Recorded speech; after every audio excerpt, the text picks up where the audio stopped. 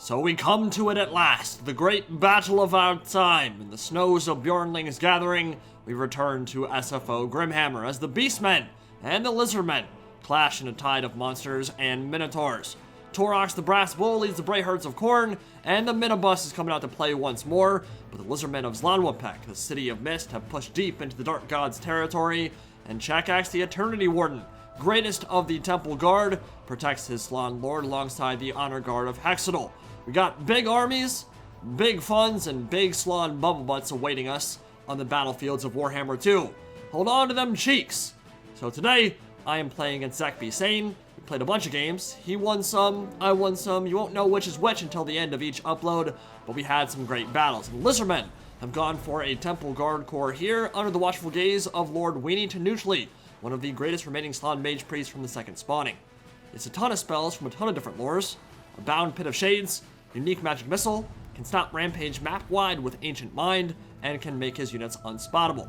Now the crazy thing about this build, and what makes the Lizardmen of Xlanhuapec special, is their reliance on Mist, which gives some of their units and lords crazy good missile resist, which stacks with the Honor Guard of Hexadol and their passive called Sky Wardens. Basically, any hero or lord nearby gets a 50% missile resist bonus, which gets the Weenie up to 80% passive missile resist on an HP pool of 10,000. So essentially, he's unsnipeable. It's not even remotely worth targeting him with artillery or missiles. And all these Temple Guard, from the Star Chamber Guardians to the Honor Guard to Chakax the Eternity Warden, are imbued with support abilities that help keep their Slan alive and allow them to outduel any monsters that come their way, which is what Chakax is all about. He has his Starstone Mace, the key to the Eternity Chamber for slowing down time, brutal dueling debuffs, and a helmet lets him sniff out threats from halfway across the map, really. But he's slow, and he's a foot hero, so he still has some pretty clear-cut limitations. We are using Mixu's Lord mods, by the way, on top of SFO Grimhammer, if that wasn't already readily apparent. And same thing for the Star Chamber Guardians on the other flank, really. Super elite Temple Guard that help the Slan do their job better, lowering cooldowns and miscast chance while granting physical resistance and magic resist as well. Got a Solar Engine Bastiladon, Feral Bastiladon, 3 Skink Cohort in the front ranks, 2 Cold One Spear Riders, Chameleons, and some Pterodon Riders on the flanks as well. Now for the Beastmen army, it's a Khornate theme with a Minibus at its core. Heavily armored Bulgors with the Mark of Khorne for dino killing potential, a Gorbel, and the star of the show, Taurox the Brass Bull himself. He has a massive bonus for his infantry, a bleed contact effect that drains life anytime he lands a strike, the rune tortured axes, and stupidly high armor of 140. Behind him come the Khorngors, Beastmen of the Blood God, well-rounded infantry blenders with good attack and bonus for his infantry. And after that, it's a pretty standard Bray herd. Bunch of Ungor herd to basically just be chaff and tie things down. Bunch of Ungor raiders, which will actually be very important for sniping out monsters. And against most Lizardmen builds, that would probably have been a good play. I don't think it's terrible here, but he has a lot of stackable missile resist and a lot of ward saves. So they're going to have a hard time chunking through the HP pool of the Slan Mage Priest, or certainly those Temple Guard and their Shield Block Chance. Pterodon Riders floating overhead, looking for a little bit of skirmishing early, but what I'm really worried about are Solar Engine Bastiladons. These things are brutal in SFO, absolutely devastating against lightly armored, tightly packed infantry, and they're chaff killers. So they're just amazing for clearing out all these meat shields in the front ranks, and the kill counts will certainly be inflated because low tier units have more models in this mod anyway, and we're on ultra unit size because that's the standard for SFO, but every time that thing lands a shot, you're talking 40, 50 models dead. So it won't be long before it's racking up over 200 kills. But I have a Bray Shaman of the Lore of Wild, and that means we have a beautiful spell called Savage Dominion. Pretty nice for summoning Cygors, and they degen much more slowly in SFO because the HP pools are much larger, which means pretty much get to cast all of his boulders from long range, which is great. That's a lot of DPS, and you get 2 Cygor summons as well. So even though I am being taken to Pound Town by Lizardmen artillery, as long as the Cygor can keep shot-putting his boulders clear over the mountains and smashing some skinky boys, I'm content to sit back and trade. And so begins the most unlikely of scenarios, something you will almost never see in Total War Warhammer 2, a protracted skirmish phase between the Beastmen and the Lizardmen, an artillery duel for the ages. Bloody craters being left in the wake of each salvo, but yeah, against Savage Dominion and the Cygor summons, there will likely come a point where Zach has to move, no matter how well the Solar Engine's doing, and it is doing very well. You just wouldn't have much of an army left if you just chilled while 2 Cowclopses used all their ammo. So, the entire plan for Zach, as he chases off some Ungor herd with the Pterodon Riders, well done. They broke off from the Solar Engine and now they'll be run to the edge of the map. The entire plan for him is to keep the Slann Mage Priest alive and near the Temple Guard, cut deep into the center of the Bray herd and unleash devastating spell after devastating spell, continuously healing with Apotheosis and punishing the Beastmen with that patented magical assault, while the Bastiladon continues to fire in. Switching to the Minotaurs and the Khorngors for now, although with their higher armor and magic resist, they will take significantly less damage than the Ungor herd. Honestly, if I was him, yeah, go for the Ungor Raiders, get rid of the archers, get rid of the skirmish play, and then you might have a chance to be able to sit back for longer and trade in these duels. So, my Ungor Raiders have moved up, turning their malevolent gaze on the Skink cohort in the front ranks, dealt about half damage to them so far. Honestly, the Ungor Raiders don't have much else to shoot at, to be honest. The Temple Guard just aren't going to be worth shooting unless I can get behind them, which might be able to happen as we move into the later stages of the battle, but first the Pterodon Riders and the Cavalry has to be destroyed. And honestly, Lizardmen might have the mobility advantage in this game because they have actual cav. I just have 2 Warhound units in the back, and that's pretty much it. Now, the Minotaurs are fast in SFO. Oh, ouch.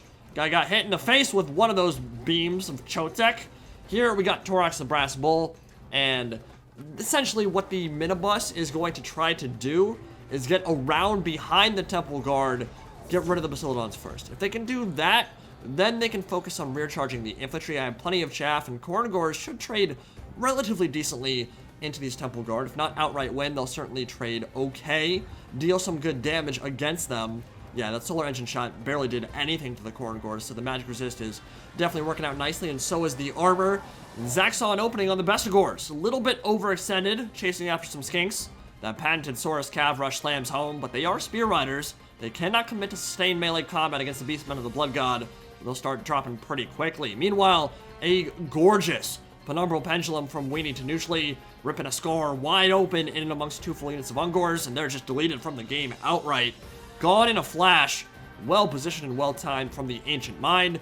Beams of Chotec continue to slam into the heavy infantry, and we're fully committed with the front ranks of foot troops. But the elites are still hanging back in reserve. Look at all the damage that Pendulum did there. That was disgusting. Yeah, the Minibus doesn't really want to commit right now. It's kind of unfortunate because they're just not the right choice against the Temple Guard Corps. Was not expecting a Temple Guard Corps. There's kind of a dearth of good targets for my monstrous infantry here, so kind of just have to wait and watch and hope my Khorngors can create some openings for them. Not much they can beat up on without taking horrendous losses themselves. Certainly can't commit to Temple Guard in a straight-up melee grind. Though it is important to mention, the Honor Guard of Hextall Legendary Unit is bonus versus infantry with AoE attacks. They are not bonus versus large, so that might be a unit we could go after. Ungor Raiders on the left flank are protected by the Chaos Warhounds for now.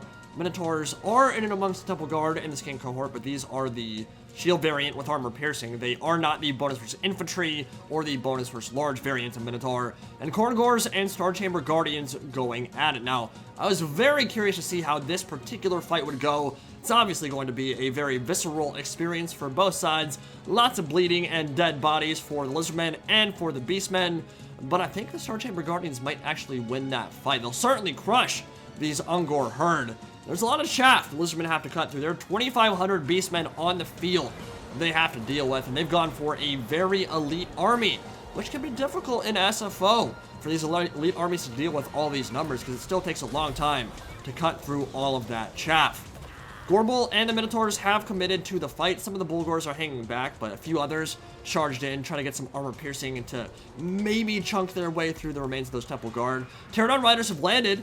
They're getting pretty overzealous here. Chaos Warhounds were right there to pounce, waiting for them, and Warhounds should be able to finish off that unit, I think. If not outright kill them, certainly make them take off into the skies once again. More Temple Guard pushing up on my left flank, getting into my backfield, and they might be going for the Cygors to shut down the boulder throwing for good. Nice charge coming in from the Pterodon Riders, but this is why holding on to reserves can be nice. Those Pterodons will not last long, fighting against some Bulgors and the Minotaurs hanging out in the back of the map. And it looks like the Saurus Cav is about to be finished off as well. So, for the most part, there hasn't been a lot of pressure on my rear, which is good, because it means boulder throwing all day long, baby. means tons of archer fire coming in. Not a lot of great targets for them, but they can still do some damage over time. And we need to neutrally realize the threat that they pose. If they fire all their ammo, even into Temple Guard from the front, they will still be killing models, they will still be dropping HP, they will still be making it easier for the rest of my infantry to do what they want to do. So, Pit of Shades on top of them, getting them moving at the very least. And I pushed through and routed off a few of his units as well. So, it was pretty obvious this is where the game was going to head. Question is, can I do anything about it? It's going to be a powerful Temple Guard core surrounding their Slaughtered Mage Priest, and they're going to fight really high and tight and compact as the screaming herds of Beastmen surround them and try to finish them off with rear charges and with Minotaur cycle charging. Up to this point, perhaps been a little bit passive with the Minobus. Had a few opportunities to isolate units like these Star Chamber Guardians before they could link up with Slaughtered Mage Priest. That's really a function of Zach's micro and positioning overall. He hasn't given the Beastmen much to work with in terms of openings up until now, when the Honor Guard led the charge with their bonus versus infantry and their AoE attacks, both of which will be ineffective against Taurox and his Wrecking Ball crew. Been a quiet battle so far for both Taurox and Chakax, but the bubble of nope has been popped, the full surround is in order, and the grind begins. Sending everything in to try to goon out the Slaughtered Mage Priest, Chakax, and the rest of them on this side. Chaos Warhounds losing to Chameleon Skinks in melee combat, which is hilarious, but it's still worth it for me. As long as those Chameleons aren't firing into my Bulgors, I'm a happy boy. They'll mess them up bad. They mess up Minotaurs pretty horribly if you allow them to fire in, so as long as they're tied down, I'm still good to go. Another Penumbral Pendulum coming in from weenie to neutrally, carving a path of destruction right through the Bray herds, and that should be a lot of chaff cleared off from the blob fight that has evolved, or rather devolved, into how this battle is shaping up now. We got more Corn Gores charging in. The shielded Minotaurs have also come back to the fray, but it looks like the Lizardmen will be able to weather this initial storm and push things back. Bastiladon doing a good job causing terror, clearing out a lot of the hordes, and one of the Temple Guard units is actually pushed all the way through. Those are the Blessed Temple Guard, the only Blessed unit Zach brought this battle, and they're going after the Ungor Archers, which I actually do not agree with. I think this might be a mistake. So, I like the idea in terms of making sure the Ungors don't get their full value. Each model you kill off is another arrow that can't be fired into your army. The problem is, I have the mobility advantage at this point. He no longer has his Pterodon Riders or the Cavalry, and so I can pull my Minotaurs out and go get a full surround off on those Temple Guard, or at least bait them so the shields are facing the wrong way, and then fire into their rear. So there's not a whole lot those Blessed Temple Guard can do in the background. What it has done, though, is made it so the blob fight over near weenie to neutrally is much more safe for him. So if that was his plan, that certainly worked, but here's the issue now. Temple Guard are amazing at killing monsters, but I'm not really desirous of giving them the engagement they want. Sure, we'll bait a charge in, we'll maybe commit for a second or two, but then I can just move away. Meanwhile, Temple Guard are forced to face the way of the Bulgors that turns their shield, and then they're getting shot in the rear and taking an obscene amount of damage. So, this unit, isolated from weenie to neutrally, isolated from Chakax, and all the buffs and ward saves and stuff you can stack up, it just means that they're going to be destroyed and cut down, and there's not a whole lot that can be done about it. Now, there's one thing I haven't mentioned about this Bulgor or Minobus comp, as Taurox gets into the fray and actually does some killing for the first time this game. That was literally his first kill this entire battle. It's not that he's done no damage, but Chakax hasn't got a lot of kills either. I think they're each around 2 or 3 at this point, which is a little bit hilarious. These Temple Guard are dead, and there's a Pit of Shades on my Ungor Raiders as well, with the beam of Chotek going off in the background. But I also brought Mantle of Gorok on my Bray Shaman, which gives plus 50 melee attack, massive weapon damage, and also lowers the armor of any unit I hit it with. So it's perfect if you're trying to rear charge into Temple Guard, because it means you'll be hitting like 100 MA with these Bulgors, which is insane on top of their Mark of Corn and all this other stuff. So I've already used that spell a couple times this battle to really turn my Minotaurs into Blender Lords, and that is one way I can deal with Temple Guard. It certainly helped out in the fight against those Blessed Temple Guard that were isolated from the rest of the army. But I still have not won this game. I've felt good about where we were going, where we were headed, but there's still a decent amount left, and there are some legendary units I have to cut through, and a lot of Guardian Aura shenanigans that I have to deal with as well. In fact, I think the only option I have for cutting through physical resistance from that Guardian Aura is with Taurox and his Rune Tortured Axes when that ability is up. And they'll actually send his weapon damage up over 800, which is super fun. So here comes Taurox. Finally get some action with him. Do a bit of somersaulting. Some of my favorite animations in Warhammer 2. One of the few highlights of the Beastmen DLC. Very few. But Minotaurs are certainly one of them. And Taurox is, without a doubt, one of my most anticipated lords in the trilogy. Dude, it's just, I mean, it's a hunking tank, a walking tank of brass and anger and rage and cornate bloodlust. It's exactly what you want from the Beastmen and from a Doom Bull lord. So, Ungor firing line, shooting in. And that's plus 44% missile resist popped from the Lord of Xlanhuapec, and that means he's literally at 100 or 99% missile resist. Cannot deal damage to him at all with Ungor archers. I believe that is diminishing returns, so you can't actually get up to 99%, but regardless, barely did any damage to the Sacred Band or the Honor Guard of Hexadol, barely did any damage to Slan Mage Priest, and now the Star Chamber Guardians and the Bastiladons are ready to wade in as well, and the final charge is coming in now. This one's for all the marbles. Here we go. The Honor Guard of Hexadol will take the brunt of this Ungor rush, and they've got the AoE attacks, they've got the wave clear, they've got the high base weapon strength. That is exactly what you want against all these Ungors, and literally, in 15 seconds, they will rack up 80 kills and slaughter this front line. Ungors are just gone. But we've got a duel on our hands as well. Taurox was dealing with all the routing stuff. In the back of the map, he came back, Chakax came out to fight him, and both units are fighting the exact kind of engagement they want. Taurox is bonus versus infantry, high weapon damage. Chakax is bonus versus large, has a lot of dueling effects, and is a great duelist. He's meant to kill monsters, and also has knockdown resistance. So, even though he can be knocked around a little bit, much less so than you see in the vanilla game, and we'll see how that duel progresses. Should be interesting. Remember, Taurox is a lord, Chakax is a hero, but Taurox does not have as many buffs and debuffs, and that could play a factor here for sure. We need to neutrally just round it off after the Bulgor charge. Things are starting to swing a little bit in the Brayherd's favor. Bulgor's dealing with the Star Chamber Guardians with a lot of Ungor support, which is exactly what they want, and Mantle of Gorok might push them over the edge into obscene DPS territory, which is where the Beastmen like to be. And here we got Taurox and Chakax still going at it. This will be a long duel. Unfortunately, no sync animations, which would make this even more exciting to watch, but I mean, it's still badass to watch two characters we may never see. Hopefully we will. But Chakax in particular might be forgotten about at this point. He's a hero after all. Not ideal from that standpoint. And it appears Chakax is losing this fight.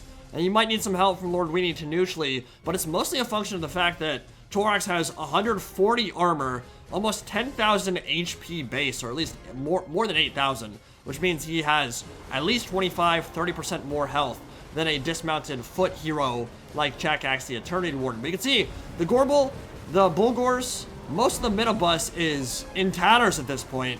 But the Lizardmen are losing a lot of their momentum, and if Taurox wins this duel, which it looks like he will, because of those Rune Tortured Axes, it will be a mass rout. Army losses kicks in, and that will be the battle, folks. That was a fun one. Protracted skirmish phase between the Beastmen and the Lizardmen, and a long combat resolution there as well. Fun to play, and hopefully fun to watch. I certainly enjoyed watching that one back. So, what we saw there was the power of Savage Dominion in SFO. When the Cygors don't disappear, being able to hurl boulders all day long certainly helps. But to be fair, they did almost no damage to the Temple Guard. One thing I have noticed in SFO is going for very elite-centric armies often isn't that ideal. What you'll typically see is the person who brings more numbers has an advantage. That isn't always the case, but numbers are so low in SFO amongst the veterans, amongst the hyper elite, that even though they can rack up tons and tons and tons of kills, they just kind of get dragged through the muck. And we kind of saw it there with the Temple Guard. All of them performed admirably, all of them performed well, but my Minibus stayed back, waited till they got tired, which to be fair kicks in much later in SFO than it does in vanilla. Actually, I think some of the Temple Guard even have stamina improving tools that make their vigor go up instead of down, the longer they fight. So I'm not sure actually exactly how much of that came down to exhaustion, but regardless, using my Minobus in reserve certainly did work out, and a big factor there I think was that the cav for the Lizardmen really made almost no impact whatsoever. I think they would have probably had some challenge doing that anyway, dealing with the Minotaurs in close quarters combat, but I did like the build. Chakax might have only gotten 4 kills, Taurox might have only gotten 4 kills, but both did a lot of damage overall, and Chakax actually probably killed like 3 or 4 Minotaurs, so he wasn't useless. He actually dealt 2/3 damage to Taurox as well, so fun battle. Hope you guys enjoyed it, and plenty more SFO on the way.